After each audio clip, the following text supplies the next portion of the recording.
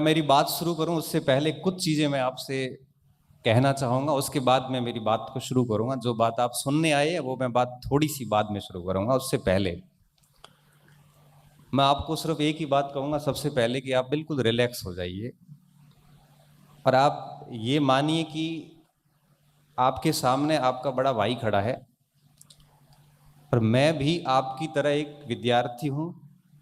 आज भी पढ़ता हूं, आज भी सीखता हूं और आज भी खुद में सुधार करता हूं। पुरानी कक्षाएं देखता हूं, पुराने नोट्स चेक करता हूं तो कई कमियों को आज भी ठीक करता हूं। तो मैं बिल्कुल आपकी तरह ही एक विद्यार्थी हूं। इससे अधिक ना मैं कुछ खुद को मानता हूं, ना मैं खुद को कुछ समझता हूं, ना मैं हूं। बस मैं अपने आप को एक स्टूडेंट के अलावा कुछ भी नहीं मानना चाहता। बस फर्क इतना है कि मैं थोड़ा सा इस फील्ड में पहले आया, क्योंकि आपसे दिख भले छोटा रहा हूं पर उम्र में आपसे हूं बड़ा। तो वो तो मैंने खुद को ऐसे मेंटेन कर रखा है, तो इसलिए बाकी बाकी बहुत है नहीं वो।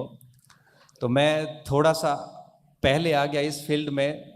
तो इस कारण हुआ यूं कि मेरे पास थोड़े से अधिक अनुभव कंपटीशन के और आपके पास थोड़े कम अनुभव है, इससे अधिक कुछ नहीं है।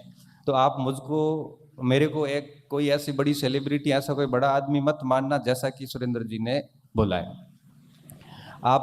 मैं बहुत सहज व्यक्ति हूं। जब रात को आया था तो कुछ बच्चों के मैसेज आए कि सर हमारे रूम आ जाओ थोड़ी देर के लिए। तो मैं को आता हूँ, तो विवेक जी और हम बैठे थे, तो कहे सर चलो रूम चलते हैं। उसने गूगल लोकेशन भेजी, हम उसके रूम चले गए। 11:30 12 बजे तक आराम से हम बैठे, बातें बातें की और उसके बाद में 11:30 बजे जब हम होटल आए तो खाना बंद हो गया था। तो फिर हम बाहर ढाबे पे गए, खाना वाना खाया और वापस आके सो गए। मैं तो क्या है, बहुत सीधा, मेरा बड़ा सरल सा जीवन है।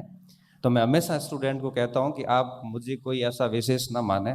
और मैं ये मानता हूँ कि एक शिक्षक जो होता है वो इतना डेकोरम रखना भी नहीं चाहिए, क्योंकि मैं गर्ल्स कॉलेज में पोस्टिंग थी, मुझे अच्छे से पता है। मैंने 3 साल गर्ल्स कॉलेज में नौकरी करी।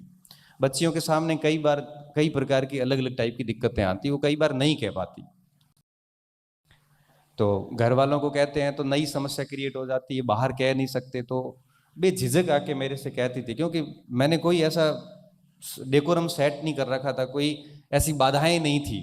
बड़े आराम से कहती थी और हम उसका बड़े आराम से समाधान कर लेते थे।